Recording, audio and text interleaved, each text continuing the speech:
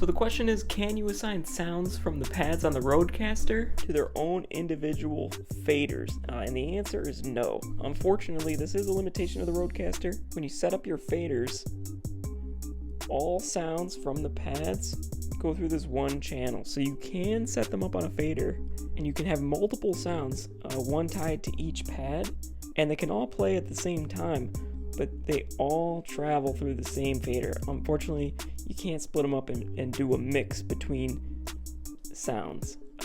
Hope that answers your question, Roderick, but I still think it's a great device. Let me know if this is a deal breaker for you.